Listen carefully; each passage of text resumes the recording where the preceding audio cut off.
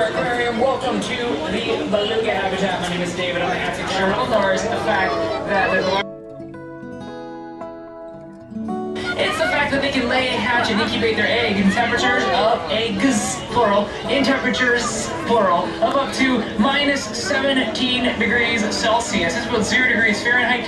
For people like me that don't function well in numbers, that's pretty cold. I can't possibly imagine sitting down in the snow and laying eggs in that temperature. Probably get my behind very cold very quickly. So it's pretty remarkable that they're also joined by 4 amazing beluga whales, the real stars of the program. Allow me to introduce you to them. So first and foremost, let's start with... let's go with Keela. Miss Keela's right next to me. All right, we've got Keela right there. Keela's 16 years old. She's working with Katie, the trainer. She has a birthday, in fact. We're also joined by her mother, Aurora. Aurora's working with Phil, way down there. Giving yes, that's me. That's many.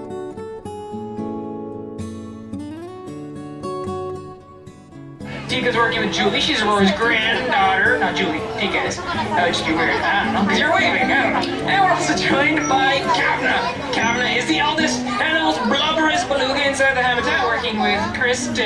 There you go. All right, let's give all our trainers and all of our belugas a thunderous round of applause. All right, folks. So before we go any further, I want to ask you a quick poll. Who's seeing a beluga for the first time today?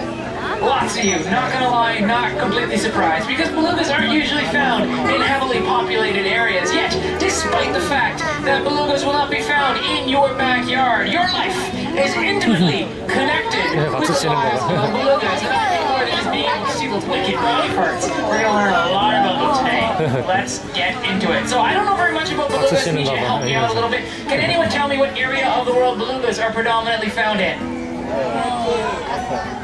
Okay, this is a very participation-heavy program. If you don't scream out answers, I look very foolish, so I need you to help me out. What area of the world? Arctic! All right, Arctic. So can you think of other animals that live in the Arctic?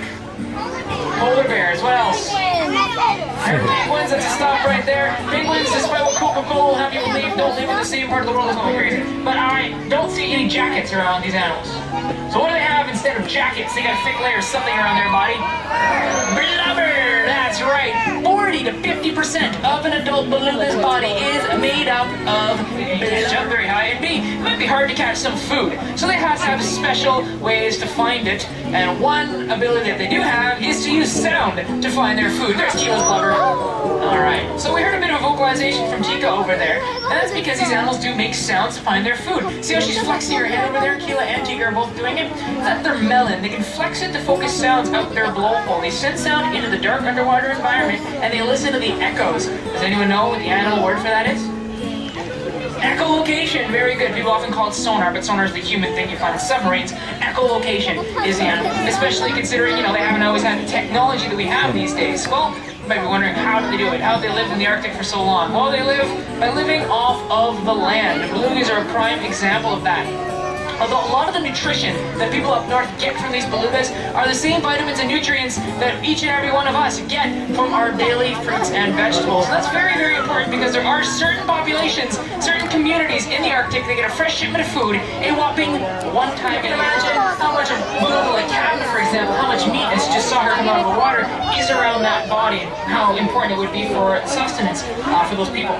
Now, what's really remarkable about hunting belugas in the north is that they don't just eat the meat, they actually use the entire body.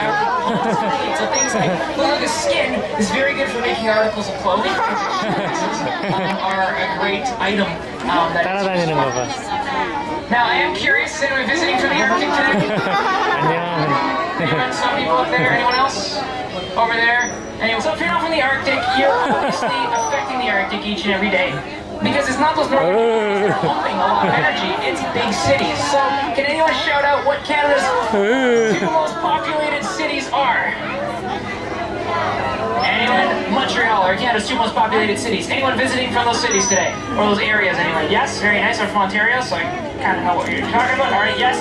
Beautiful. So your those areas actually live very close, not right next to, but very close to a small population of about 1,000 belugas that live in the St. Lawrence River. So the St. Lawrence is part of the Great Lakes Basin, that overall body of water.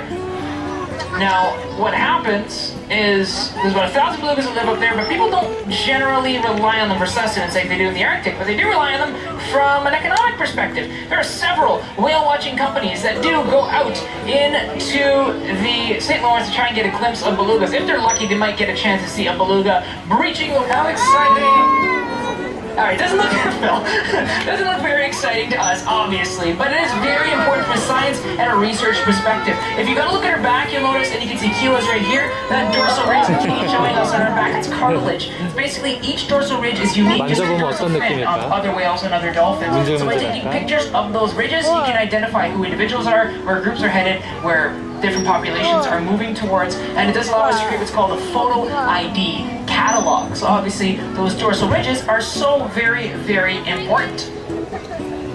Now you got to think about the challenges that these animals might be facing in the St. Lawrence, because we're connected with the belugas in the Arctic because their climate is changing. So how would our connectivity affect these animals in the St. Lawrence? Any ideas? It's okay, you can feel free to shout out answers. Not all at once though.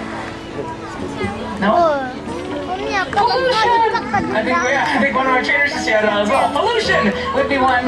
What's the second one? There is a second one. Noise! Thank you, Julie! Alright, noise would be the other one. So pollution and noise pollution are the two major factors that we're looking at. Let's look at chemical pollution first. People from Ontario, I'm from there, I can attest to it. Great Lakes, not the cleanest of lakes in the world, and quite honestly, all those chemicals and toxins do stem up from the Great Lakes up into the St. Lawrence into the holes these